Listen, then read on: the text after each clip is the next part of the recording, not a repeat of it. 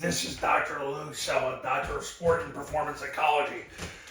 Alright, today I'm going to make a video how to run zone dive versus 4-2 at 11-man, 8-man, and 9-man football. Now, I know a lot of you will come in to watch these videos, and a lot of you are watching the 11-man videos, but I would say it's almost 50-50 with my client base between 11-man and 8-man football. I've had 9-man clients in the past, and basically that's why I make videos for all three, because people want to know how to run Army and Air Force's under center triple option offense. And 10 years ago, I had somebody ask me to help them do it, and they ended up within 2 years going to the state championship game. So it's important. But I'm going to show you the similarities and differences right now. With zone dive and 11-man, you're going to wind up in the flex formation. That's the base way to do it. And really, you've got the center, the two guards, the two tackles. You got the two receivers that are 3.5 feet away from the tackles. Quarterback's under center. B-back's at a three-point stance behind the quarterback. His depth's determined by how fast he can get into the ball when the ball's pointed. Then the two A-backs are behind the tackles. When it's zone dive, you definitely want them directly behind, within a yard of the tackle.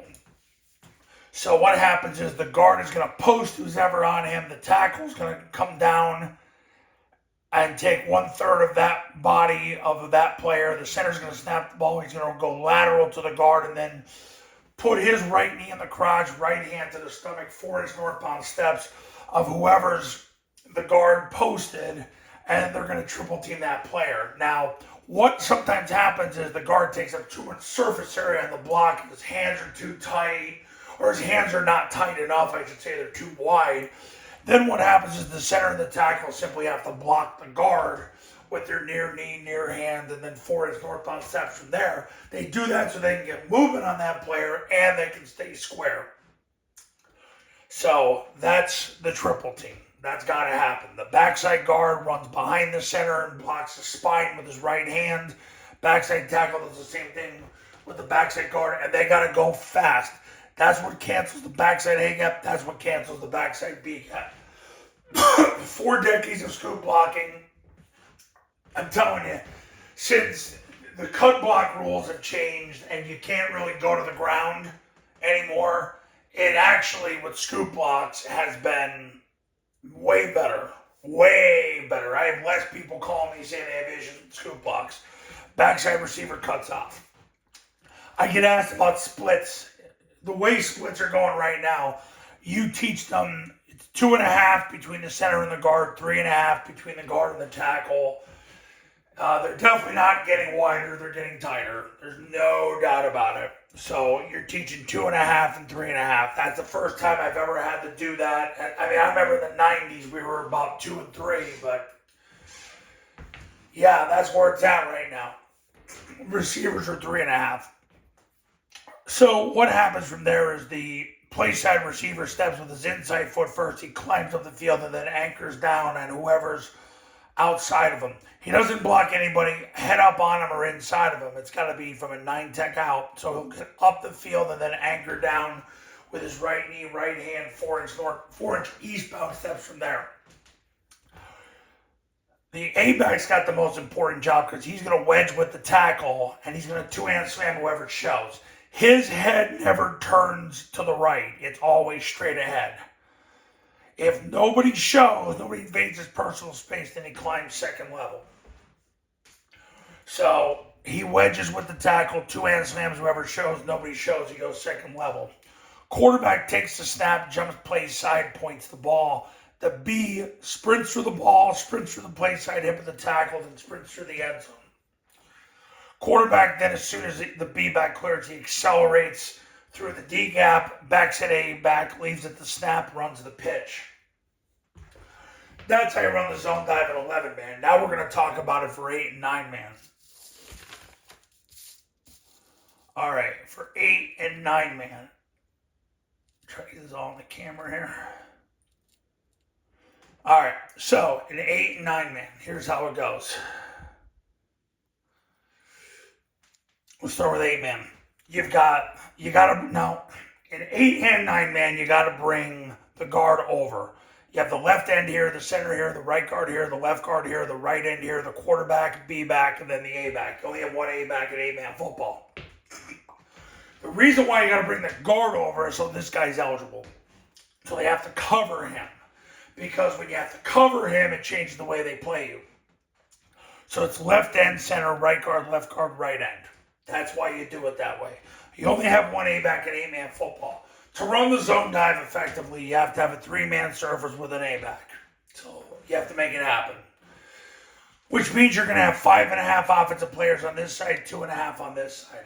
Most, if not all, of my clients always tend to get 3 on this side, 5 on that side. They always get a half-man advantage. Sometimes the team will match numbers. Never does the team overload because they're scared to death because they can get beat with the rocket toss over here. So generally in high school football, you get the ever-famous safety slide.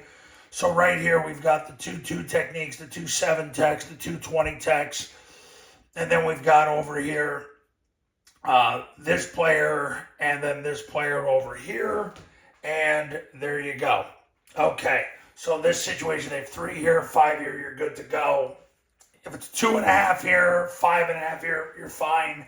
If it was 6 defenders here, 2 defenders here, which like never happens, you would check rocket toss that way and you're out the gate because all this guy's going to do is block the whitest guy. These guys run, ball gets tossed, and you're done. You could also run B-back toss with it as well. Okay, so nothing changes for the center, the guard, the tackle. The backside end blocks the spine of the center. Nothing changes for the play side end. The A-back does the same thing. Quarterback, B-back all do the same thing. So nothing changes. It's just the people who do it within the alignment. First guy in the surface on the backside does the same thing. Triple team's the same. End does the same thing. Just now he went from being a receiver to being an end. Because in 8-man football, you take out the receivers and one of the A-backs. And that's how you do it in 8-man. Because you got an even number of players. So that's how you do it in 8-man. In 9-man football, it's the same thing as 8-man, but you have an extra A-back who aligns where the second guy on the surface would have been, a yard behind him. So he does what happens in 11-man. He just runs the pitch. But everything's the same as 8-man. You got a scoop, a triple team, a fan, wedge with the second guy on the surface. Quarterback jumps play side, B-back. He's sprinting through the ball, sprints through the play side hip of the guard that you brought over, sprints through the end zone. Quarterback accelerates through the D-gap. So that's really how zone divers run in 11, 8, and 9-man football. So now you've been able to see it in all 3 ways. I've been making this series. We're on day 24 of the 30 days of 9-man Flexbone football. I'm including this in that series today. But that's how it gets done. So you know how to do it in 11-man, 8-man, 9-man. I wanted to see the similarities and differences. You can see there's a lot more similarities than differences. It's the play that makes your triple option go. You need the zone dive to get your triple option going. For years, the triple option used to set up everything else, but it was a lot harder that way. The last 5 to 7 years, this has made it infinitely easier. Take it from somebody who had to do it both ways because I had no other options, because at that time, that's what Coach Paul Johnson used to do. Then his disciples created this. Todd Spencer, Jeff Monken, Brent Davis, that crew, they created this, and it's changed the game. To make my life easier, it's helped my clients win more games, and off we go with this thing of ours. So that's zone dive versus 4-2 and 11-8 9-man football.